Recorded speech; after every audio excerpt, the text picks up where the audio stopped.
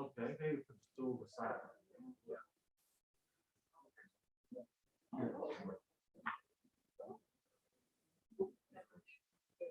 Okay, thanks.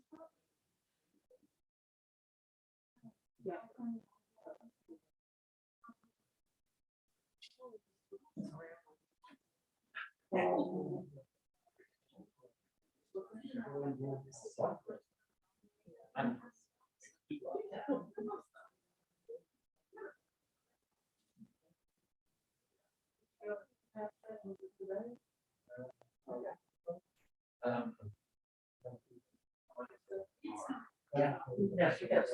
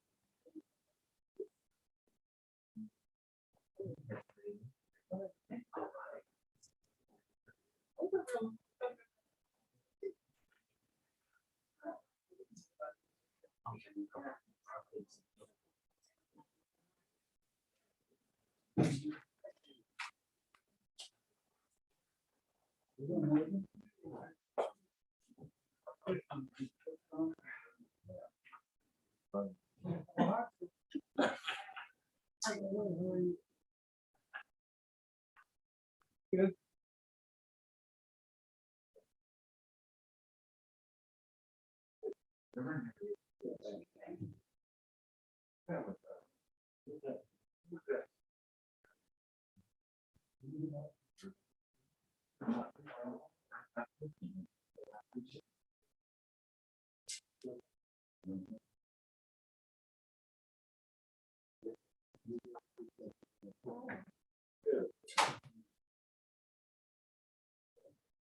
Oh, you heard it.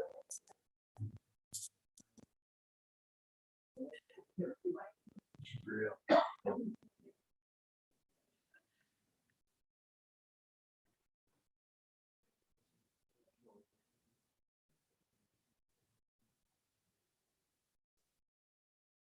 Yeah.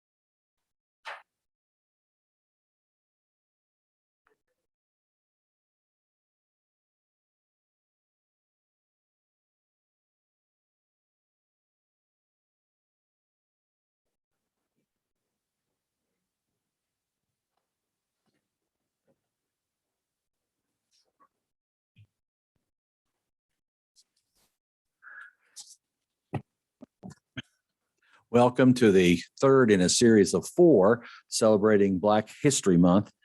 And we really have a special guest here tonight. Many of you probably know her or her late husband, Norman Jordan. I'm sure some of you know who he was, and probably know her, our special guest. She was born in Columbus, Mississippi, and she raised in Cleveland, Ohio. And currently, she is a Fayette Countyan at Anstead, West Virginia. She's a historian and former professor. She's been involved in a great many projects. And I think if anyone would know her family, you would know all the things that her family has been involved in, her sons, her husband, and our special guest tonight. A bachelor's degree in history and government from West Virginia University Tech, a master's degree in public history, and a PhD in history, all from West Virginia University. She's taught at various universities and colleges, including West Virginia University, Marshall University, West Virginia Tech, and Lane College in Jackson, Tennessee. Co-founder and curator of the African American Heritage Family Tree Museum in Anstead. I've been there, and I urge you sometimes for you to take some time out and go visit. That'd be well worth your time to see the museum in Anstead. And she's been also an accomplished writer, poet, and historian. And this is really a special time, folks, for us to have one of our own Fayette County people here tonight to present Ida B. Wells, journalist and crusader for justice. I present to you Dr. Russella Jordan.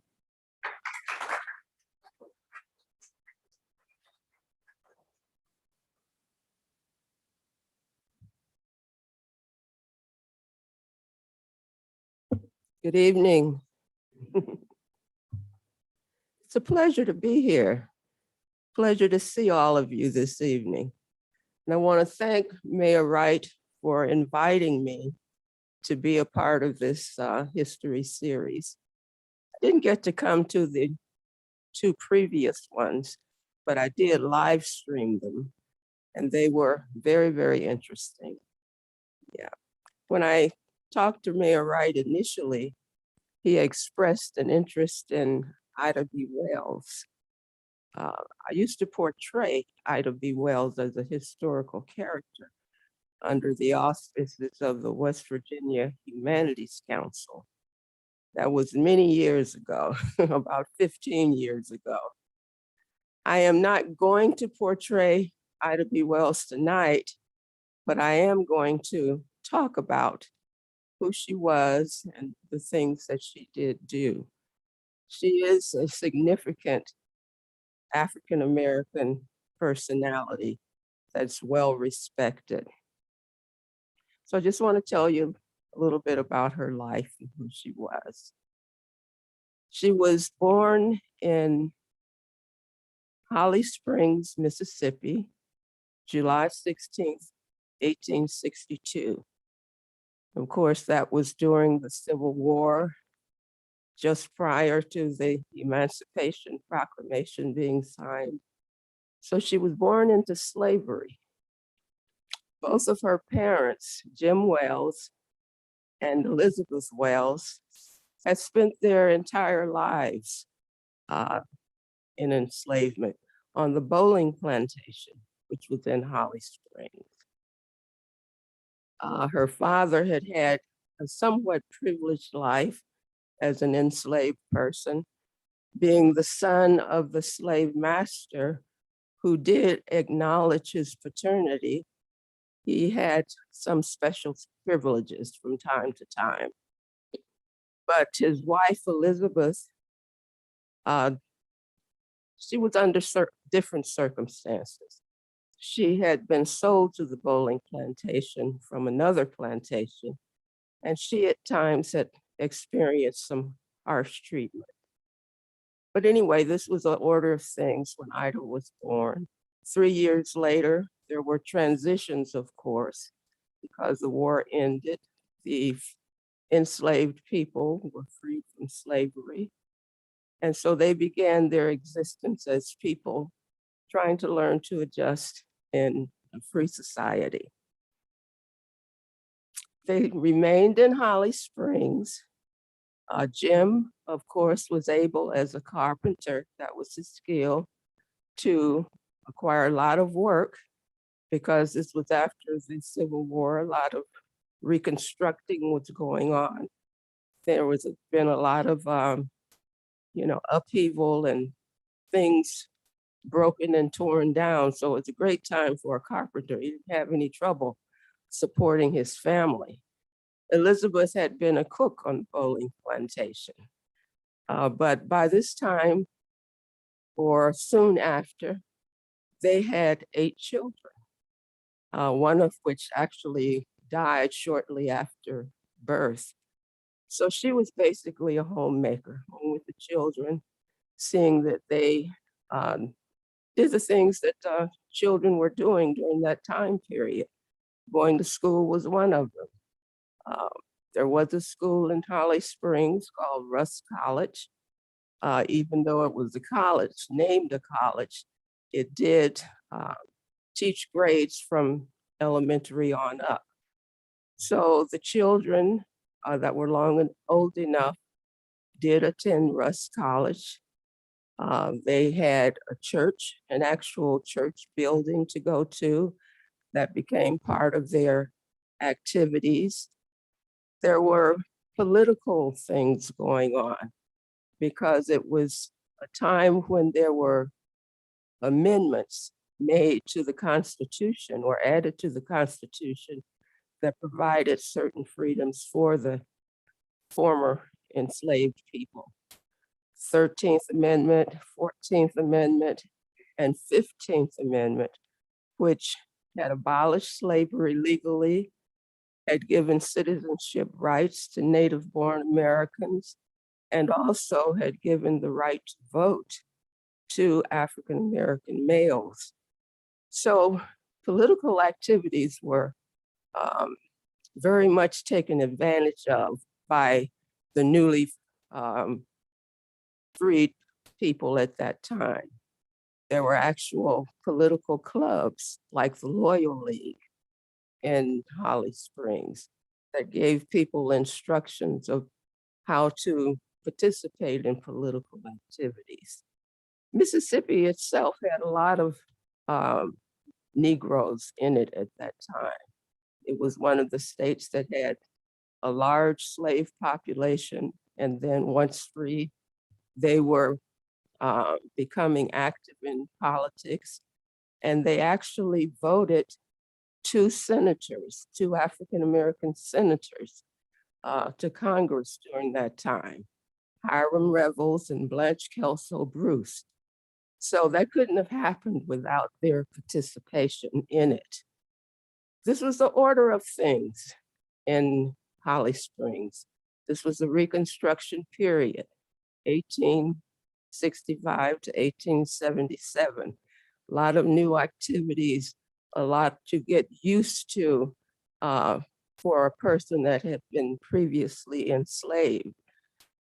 So Ida B. Wells, living in this environment, growing up in this environment, saw examples with her parents and what other people were doing.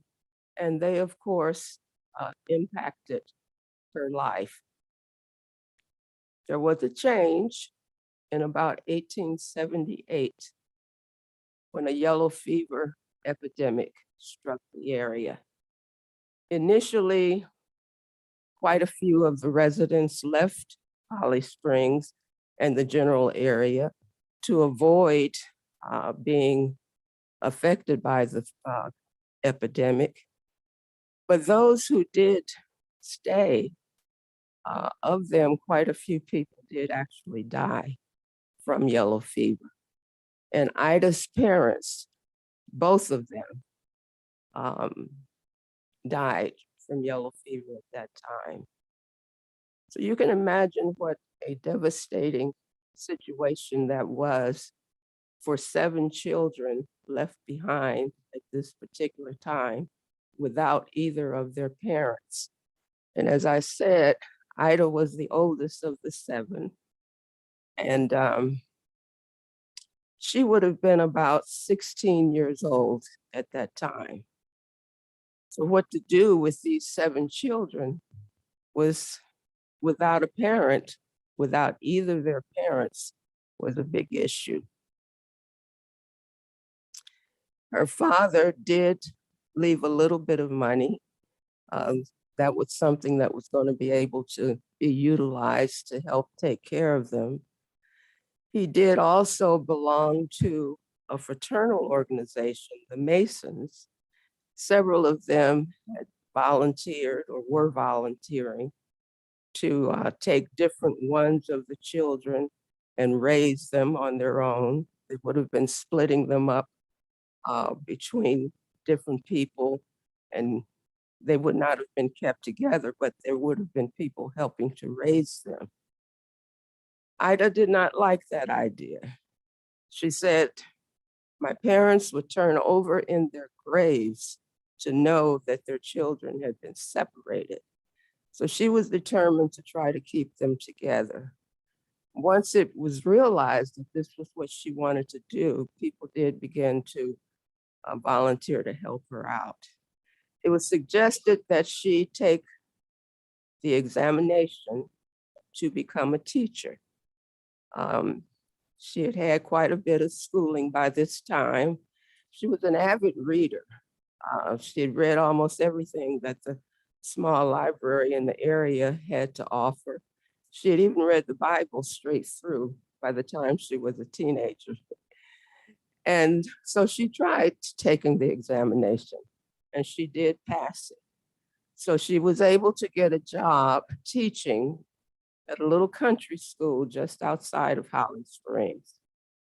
So the routine began to be that she would go to that school to teach on a Sunday afternoon.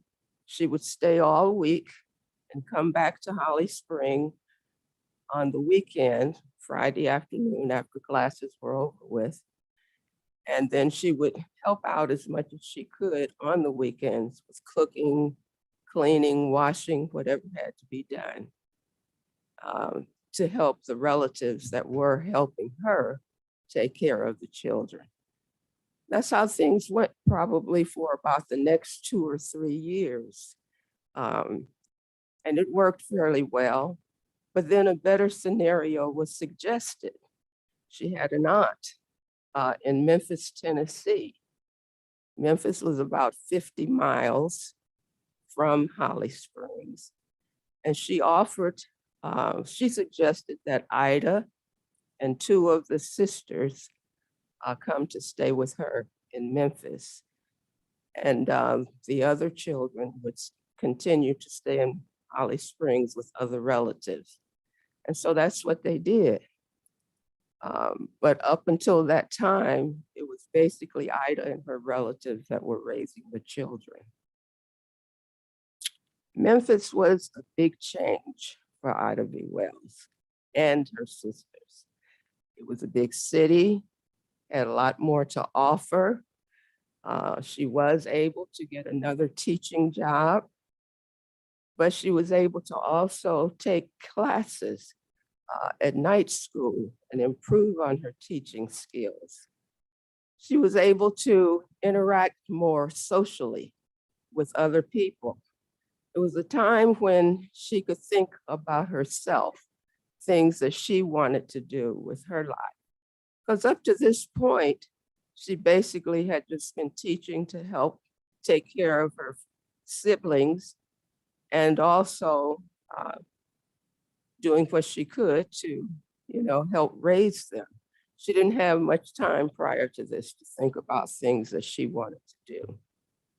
She joined social clubs in addition to teaching and taking classes in which she could talk about different literary things. She could observe debates. There were recitals. So it was an improvement in her social life that she was experiencing when she moved to Memphis. She began writing in a diary at this time. That was probably the first experience of actually writing her thoughts down and giving attention to that particular skill that would later on become a very big part of her life. So she religiously wrote in the diary for many, many years, but she started when she first moved to Memphis. She began to observe her surroundings. This was a time when there was a lot of community building. African Americans were free to move about and do things. They were working at different occupations. They were becoming educated. They were going to church regularly.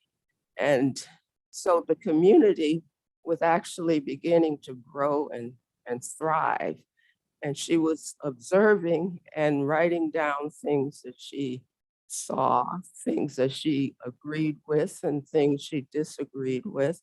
It seems like she had a strong sense of right and wrong based on the teaching she had gotten from her church and the things that she had learned in the Bible. And so when she saw things going in the direction of what she thought was positive behavior, she did comment on that in a positive way. But she also commented when she didn't think it was going in the way that it should be. And she did this initially in her diary, and then in writings that began to appear in other places, like local journals. There was a journal called The Living Way, and one called The Searchlight that began to publish some of her writings. And she began to be more outspoken as well.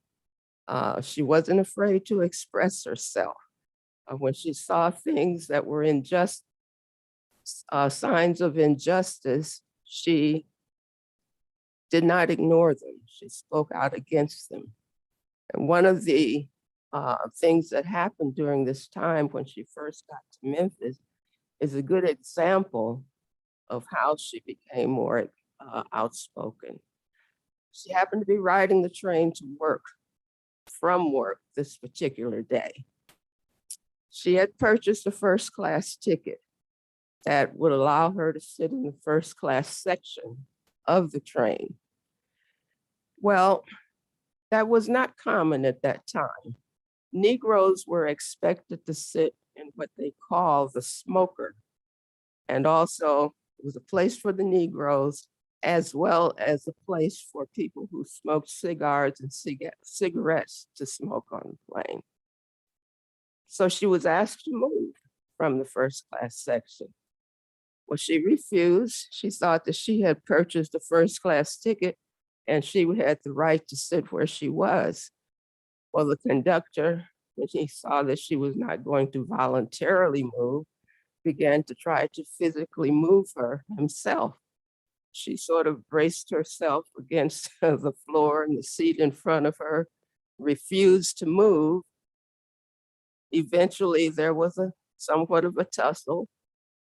The conductor was being cheered on by people in that section to go ahead and get her back to where she was expected to be. That didn't happen. What happened was that she ended up getting thrown off of that train. Well, she went directly to the office of an attorney and she filed a suit against the C&O Railroad. And she won that suit and received $500 for damages. Well, that was something that she and the Black community felt proud of. It was written about in a lot of the local newspapers. The Memphis white newspaper, which was called the Memphis Appeal, had a headline, "Darky Damsel Receives Damages from C&O Railroad."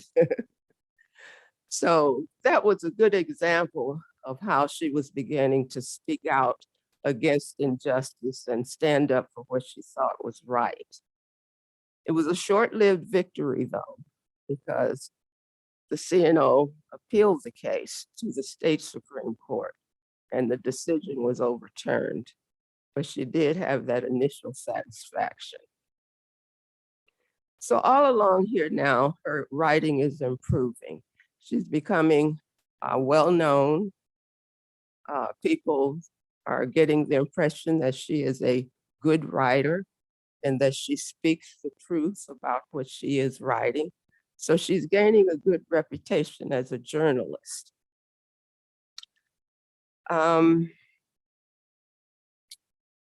She wrote under the pen name of Iola, not because she wanted people to not know who she was. People did know who Iola was. I believe it was just somewhat common, especially amongst females during that time period, that they might use pen name. But that's what she used, Iola, I-O-L-A. And her writings began to shift from the local area to being a correspondent for other newspapers. They were inviting her to write articles for them. The New York Age, for example, that was edited by an African-American male, T. Thomas Fortune. The Detroit Plain Dealer, different newspapers, African-American newspapers, because this is a time in which there were quite a few African-American newspapers. It was sort of part of the lay of the community building of African Americans at that time, that they would gradually insert those things that were necessary for life into their community activities. There was always first a church built when there was a new community. And so newspapers too, because they were the means by telling the African American story. That was how they got their news out. So there were a lot of African American newspapers at this particular time in different African American communities. So they would, often invite her to write because she was a good writer. They were recognizing that, and also because she was speaking the truth, or she wasn't afraid to say what she thought things the way she thought they should be. There was a newspaper, an African-American newspaper in Memphis. It was called the Free Speech and Headlight. About this time, and I'm saying this was about 1891, they asked her to become one of their writers, to join their staff. The Free Speech was owned by two African-American males. She did accept that position under the condition that she would become part owner of the Free Speech. So she kept her teaching job, and she also started writing as a journalist for the Free Speech. And she was establishing a nice occupation and name for herself at this particular time. What Ida B. Wells has become most associated with in history is the anti-lynching campaigns of the 19th century. Well, at this time in 1891 or 92, she was aware of lynchings, but she hadn't really written anything about them. Lynchings were becoming very prevalent after slavery ended. The lynchings of African Americans were becoming very prevalent after slavery. Wasn't prevalent during slavery because it was not profitable for slave owners to kill their investment. So that wasn't something that was a big concern at that time. But it was happening more and more after slavery ended. But she hadn't herself thought about writing about it at that particular time. Her feeling was that the victims of lynchings had likely committed the crimes that they were accused of committing. And although lynching was a terrible thing, that it was the punishment for what they had done. Now, this was the way she sort of viewed that until a particular incident occurred. An incident that's referred to in the Ida B. Wells story as the lynching at the curb. There were 3 young men that were very close friends of Ida B. Wells: Thomas Moss, Henry Stewart, Calvin McDowell. They had opened a grocery store in Memphis in an intersection that was sort of a curved intersection. It was in direct competition to the store of a white grocer. Before her friends opened their grocery store, most of the Black community had been patronizing the white grocery store. But then once this other one opened, they were loyal to their race and they began to shop there. Well, there began to be friction between the white grocer and Ida B. Wells' friends, the new grocers. That friction escalated into physical confrontations. And eventually the 3 men were arrested and put into jail. While they were in jail, a lynch mob took them out, took them to the edge of town, and lynched all 3 of them. Well, Ida knew that those 3 men had done nothing to deserve what happened to them. And so that made her begin to think more deeply about the crime of lynching and why people were being lynched at such an alarming rate at that particular time. After the 3 men died, she, in her journalism at the Free Speech,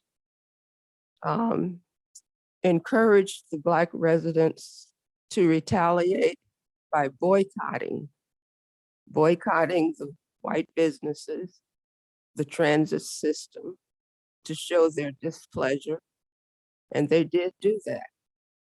They didn't ride the city transit. They didn't shop at the stores. There was one particular time when the owners of the transit station came to Ida, and as a journalist asked her to encourage the people to start riding the transit system again. Instead, she said to them, "Keep up the good work." She also encouraged them to leave Memphis. She said, "You should leave a town that neither protects your lives or property and, takes you out and murders you in cold blood." This was a time when there was a lot of migration of African Americans out of the South going west to places like Oklahoma and Kansas. And she encouraged them to save their money and move, leave Memphis and go other places, preferably to the west. They followed her instructions, many of them, hundreds of people, African Americans, left Memphis at that time. Now, she personally began to think more about the lynchings that were continuing to occur. She began to investigate them. And when she investigated some of them, she was able to see that in many cases, people who were being lynched had not committed the crimes that it was said that they had committed in order, for people to feel like they should be lynched. Instead of committing some of those crimes, she was able to see that lynching in a way was a way of keeping African Americans in a subdued reality and society, keep them from upward mobility. A lot of the people that were being lynched had become educated or were being educated. They were acquiring land. They were making money. They were participating in politics. All of the things that the other society did not want them to be a part of. And she saw that lynchings, in many cases, were a way to keep them down. And she began to write about that in her newspaper. And of course, this was not acceptable to the other side. The other journalists in the white newspapers, they began to say that she was lying, called her names. Eventually, there was a price put on her head. If she didn't stop writing those particular things, soon the free speech office where she worked was trashed. So there was retaliation against what she was saying. Fortunately for her, when the free speech office was trashed and her life began to be threatened, she was out of town. She had gone to a convention in Philadelphia for newspaper journalists. And when that happened, she was encouraged to stay, not to go back to Memphis at that time because people feared for her life. And she did stay on the East Coast. That was made easier for her by the fact that T. Thomas Fortune, the African-American editor of the New York Age, gave her a job as a journalist for his newspaper. And she began writing her story, telling what she had learned about what was going on in the southern states in terms of African-Americans and lynchings and so forth. And she was telling this story to people that were much more receptive to hearing what she wanted to, what she was saying. These were primarily African Americans now that she was interacting with, but they were African Americans who were appalled at what she was saying and wanted to help her cause. They began, especially the women in that area, to find venues for her to talk to people about what was going on. They raised money at a particular banquet that they had held for her. I think it was $500 that they were able to collect and then give to her to use in ways that she thought would be helpful to her cause. What she did with it was publish 2 books on lynchings. One was called A Red Record, which was like a statistical account of lynchings that had occurred in the South. And the other one was Southern Horror. A copy of Southern Horrors, which she published at that particular time with the money that she had collected at the banquet they had given to help her cause. So at this particular time in her life, okay, she had come from being a teacher. She had been a corresponding writer for different newspapers.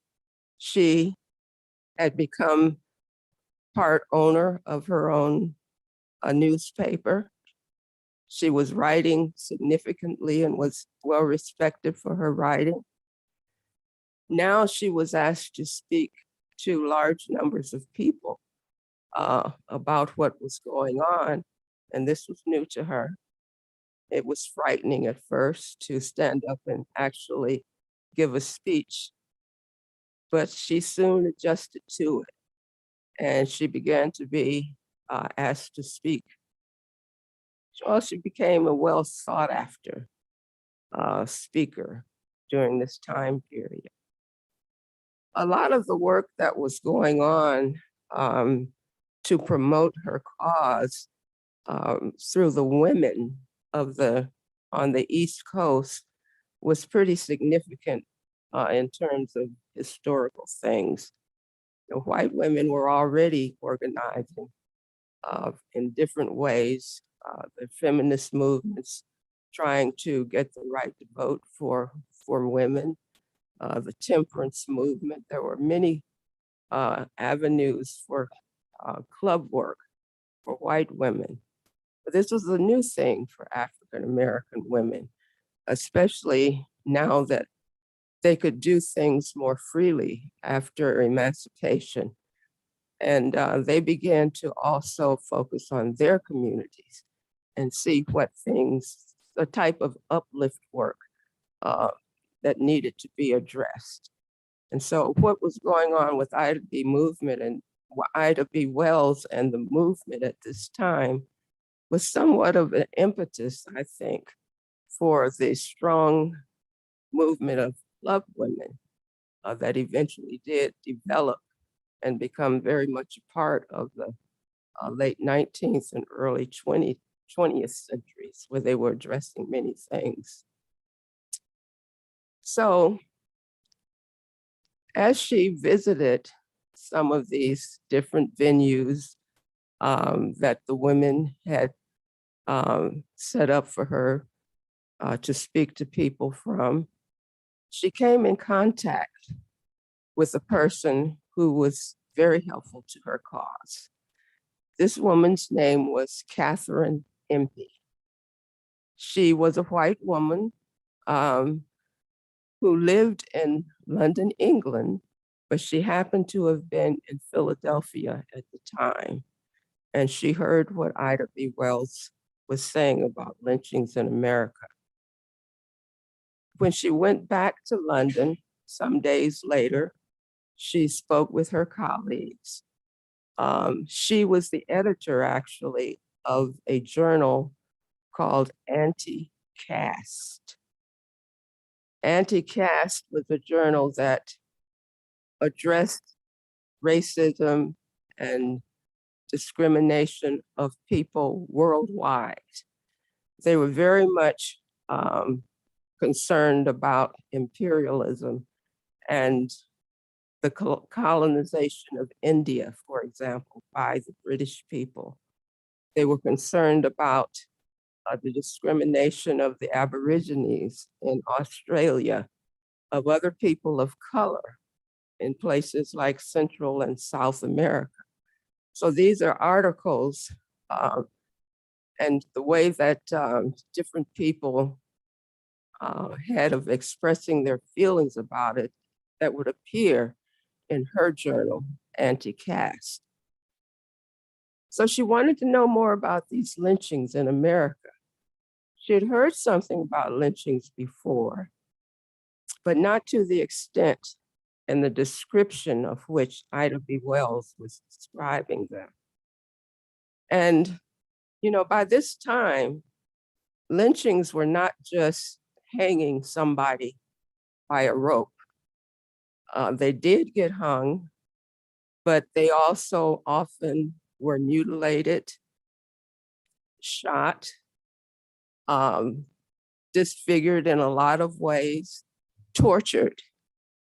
And it was difficult for Katherine Empty to believe that this was going on in America, the pinnacle, supposedly, of civilization in the world. She wanted to know more about it. Her colleagues wanted to know more. So first they wrote a letter to Frederick Douglass. They knew Frederick Douglass. He had been to England before, especially during the abolitionist movement, which he was a very much a part of. They asked him to come and talk more about the lynching situation. Well, he felt that Ida should go instead of him, because she was the one that was having a direct story to tell about it. So they did invite Ida, and she did go.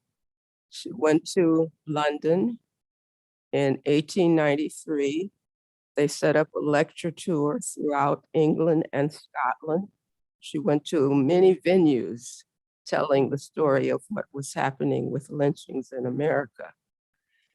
Well, of course, this began to appear in the British newspapers and other means of communication during that time. And it was an embarrassment to many American officials. Ida's hope at this time was that her work, her exposure of what was going on would have a certain impact on Americans, the government, as well as the citizenry, which would react in such a way as to begin to abolish other crimes and punish the perpetrators. Okay, of course, this was not happening at this time, but that was what she was hoping would happen. And I think, well, doesn't matter what I think, the evidence shows that it did impact society to a certain extent. Not as much in the South as with other areas of the country, but there did begin to be people speaking out more about lynchings once it was brought, to the surface in the way that Ida B. Wells did in her journalism, and the way the British society was reacting to it. And so there did begin to be people who spoke out against it and tried to get legislation done to get it stemmed. And that trip to England was very significant in doing that. She was there for about 3 months in 1893, went back to America for a while. Then they invited her back in 1894 to finish the tour that she had started. And she was there during that time for about 3 or 4 more months. And so significant things did happen. In America, I think 6 states did pass anti-lynching legislature. They were North Carolina, South Carolina, Ohio, Texas. Can't remember the 6th one, but there were 6. And there was a congressman from New Hampshire that did push for legislature in the Senate, but it was not accepted and did not pass, but it did make that effort. There were more people beginning to protest and speak out against it. And so those were some of the impacts of her speaking out about lynchings at that time. Now, I had mentioned to you earlier that I used to portray her as a historical character. In order to do that, I had to do a lot of research on her. And when it came time for me to choose a topic for my PhD dissertation, I felt like the period of time that she was in England, I never felt that enough of that story had been told. And so that was the focus of my research for the dissertation. I was able to go to London for 2 weeks and research there, mostly at the British Library, the Friends House Library. Friends House Library, because I didn't mention this, but Katherine Empty was a Quaker. And that's one of the reasons, that was the main reason that she was in Philadelphia at the time that she heard about Ida B. Wells is because she had relatives who were Quakers that lived in Pennsylvania, and she was visiting them. So I did go to the Friends House Library because I was able to see that Auntie Cass and Katherine Empty had a great deal to do with that tour, the tours that she had in London, and the impact that Britain had had on what she was talking about. What I was able to do or see when I was working on my dissertation was get a better sense of what the 19th century anti-lynching movement was like. Okay, my focus actually was Ida B. Wells. But when I started researching Ida B. Wells and reading about her, it sounded as if she was the one that initially said anything about lynchings. Okay. Anything that came prior to that, I did not find in the research. But when I looked at some of the articles in Anti-Cass and read some of the other literature related to that time period and African Americans, I saw that there was somewhat of a nascent movement that was beginning in the late 1880s.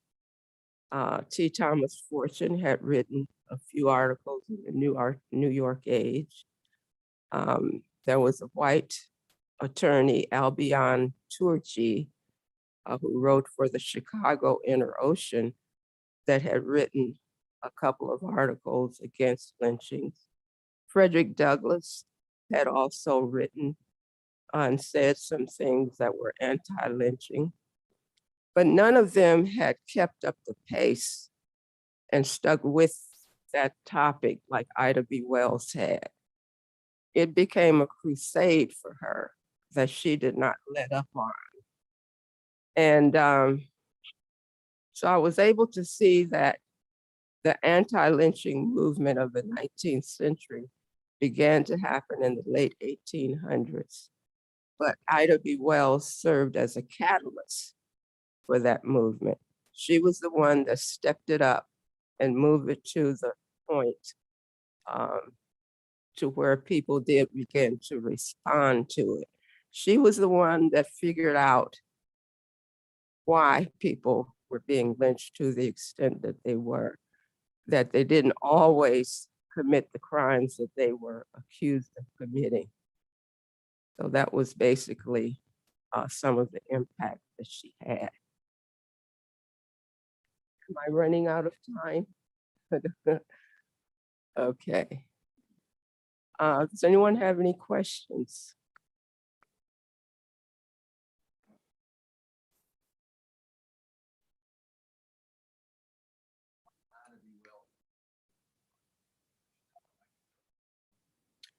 She passed away in 1931, I believe.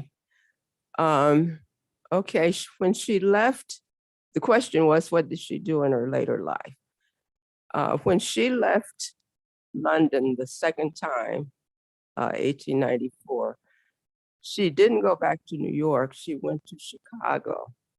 And the reason that she went to Chicago initially is because the World's Fair was going on there. And, you know, in the World's Fair, you have these different countries that are talking or showing things related to the achievements of their particular area. Well, in the American display in the World's Fair, and there's so much to have been able, they were able to talk about in terms of achievement, but nothing, absolutely nothing had been mentioned about the achievements that African Americans had contributed to the building of America, not while they were enslaved or afterwards. So at that time, Frederick Douglass, some other African Americans, and Ida B. Wells were there exposing some of that. I think that was her initial reason for going at that particular time. But while she was there, she came in contact with the person that would eventually become her husband. That was attorney Ferdinand L. Barnett, an African-American attorney in Chicago. And eventually they did get married. I have a family, 2 sons and 2 daughters. So she did become involved in raising a family, but she stayed involved in community uplift activities. And it was a necessary thing to do in Chicago at that time. She actually started a settlement house in Chicago, a place where migrants coming to Chicago from the South, and there were quite a few African Americans migrating to Chicago at that time from the South, but they needed housing, they needed jobs. So in this settlement house, they helped people in those conditions to become more settled and find the necessities that they needed. She also became members of several organizations, organizations that were basically focused on aspects of discrimination, but anti-lynching was always a part of those organizations. Some of the other organizations she had leadership roles in, some she was, basically members of, but she continued her fight to a lesser degree because it's only so much you can do when you're raising a family and spreading yourself in a lot of different ways. But she had gotten the ball rolling. She didn't desert that. She kept working with it.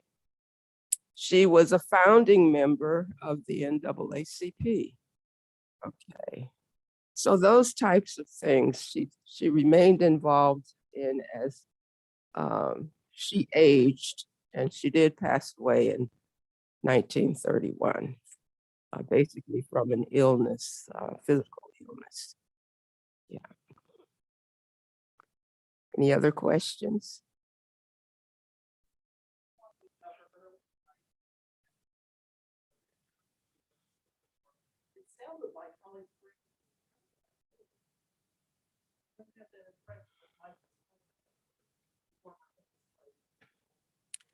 Well, it wasn't an idyllic place during the period of slavery for Black people.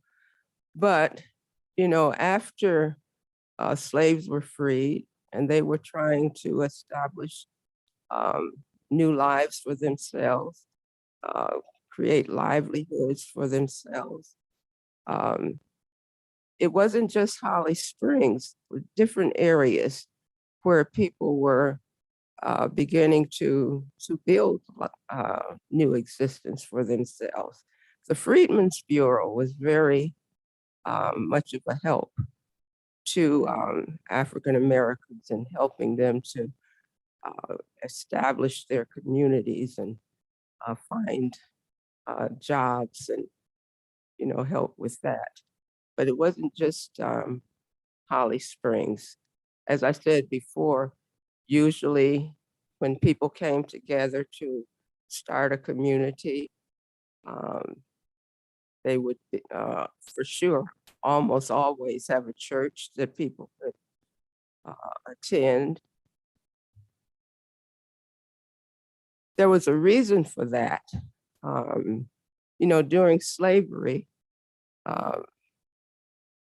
the spiritual side of people was what kept slavery from being, you can't say from being as terrible as it was, because you can't almost can't come up with an example of it being as terrible as it was. But it was what gave people hope. And they needed that in order to be able to keep going. And they had a respect for the Bible and what they were learning, and it became a part of their community. So that example, and then the example of places of employment developing, people wanting to acquire land. You know, they had to find ways of taking care of themselves. So they had to begin to create means of doing that and also existing. They followed the what they saw as what was needed in a community to survive. You know, thoughts that they had about that.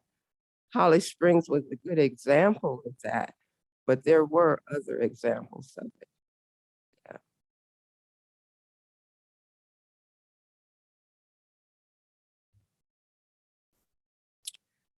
Okay, if there are no other questions, I'd like to end by reading a poem that I wrote about Ida B. Wells.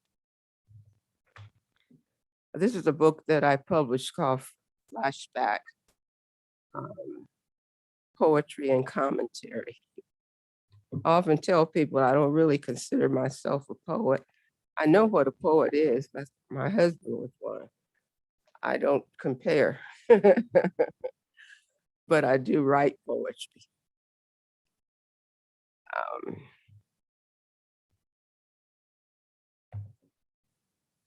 This poem is called Ida B. Wells. Let me ask first, how many of you were familiar with Ida B. Wells before I talked about her today? Okay, a few of you were. So now I think if, as I read this, all of you will recognize things about her life because I've touched on just about everything that I have in the poem in talking about her. Ida B. Wells, Crusader for justice. You were born to be you. Child of Reconstruction, of parents learning to be free as much as one can be on Mississippi soil. Tragedies and lessons learned young. Yellow fever takes its toll and you become mom. Striving and surviving, you bring your siblings through. Then Memphis builds life anew. Independently, you sprout and bloom. The truth seeker is unleashed from the womb. Sue that railroad, thrash the lynching at the curb lies, reveal that terrible red record. You were the catalyst for nascent forerunners, T. Thomas, Douglas, Turgey, then you. It took a while, but you finally got your due. Miss Ida B. Wells, we love you. And that line, you finally got your due, I think is kind of significant. If you're not a historian or into history, you may not really know why I said that. It used to be that historians wrote about the so-called important people in society, the people like presidents, you know, they didn't really focus on the common folk that much. And then the social historians came along later and realized that the common folk had stories to tell too. And they began to focus on that to some extent. When Ida B. Wells first started the work that she was doing, and even after she got to a point that everybody knew what she had been doing, her name was not appearing in the history books. That's because she was a woman. Okay. The story of women took time to be noted as being important stories to tell. Now she's in all the history books. I'm really proud of the way the writing of history has developed over the recent years. People have begun to include the things in history that need to be included, the facts, the things that are true. And so I'm glad that she finally got her due and that many people are getting their due historically. One of the reasons that I my husband and I started a history museum in Anstead. It's, well, first of all, my husband was a pack rat. And he had a lot of items and documents, photographs from in his family, things that some people might get rid of, but he just kept them.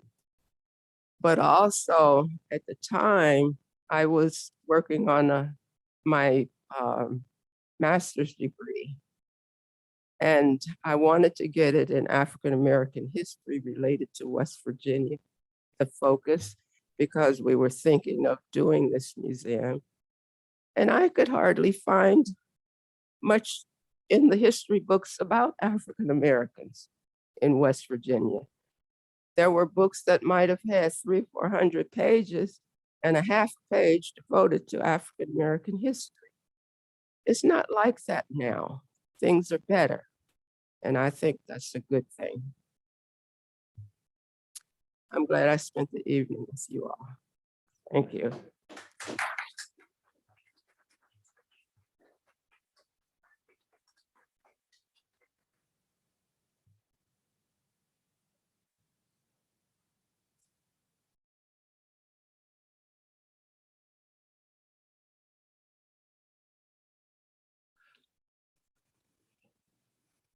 I don't think we can leave tonight without knowing more about Ida B. Wells, can we? Who she was and what she did in American history. Special thanks tonight to Rhonda Falk there in the back, who does these programs for us.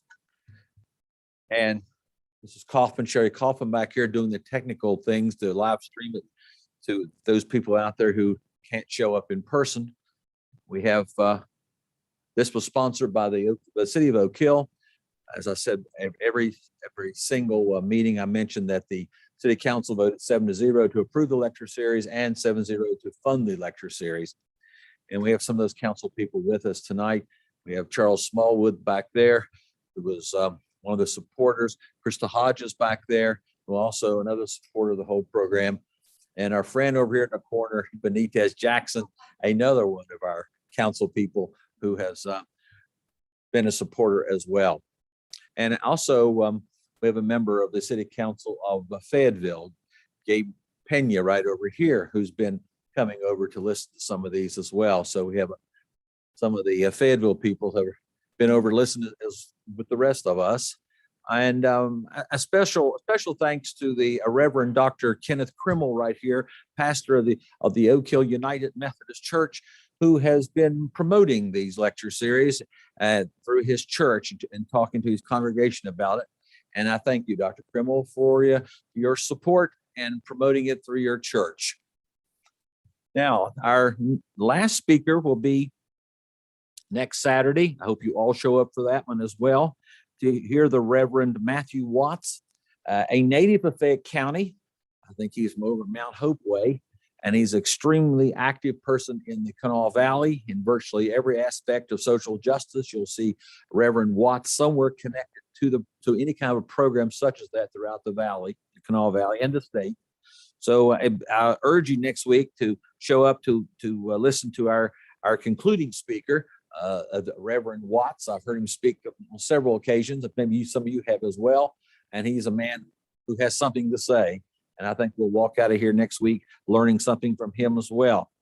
So thank you to everyone who has shown up. Thank you, Dr. Jordan, for a very interesting lecture on Ida B. Wells.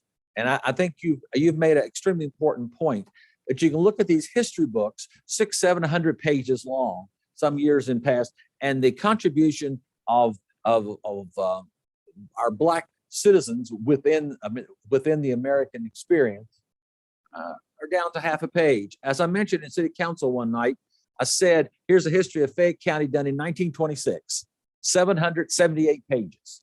How much is given over to what Black West Virginians, Black Fayette Countyans have contributed to the overall success of our county? Exactly 1/2 page. That was it out of 778 pages. I think I brought a copy of the book and I showed the council.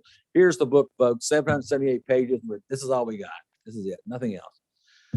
So I think you made the same point, Dr. Jordan, that I had made at council back in January. I think it was, excuse me, I think it was when I was asking council to approve this whole lecture series. So hope to see you next week and thank you for coming out. I think there's some snacks over here and hope to see you next week as well. Thank you. Thank you. Thank you.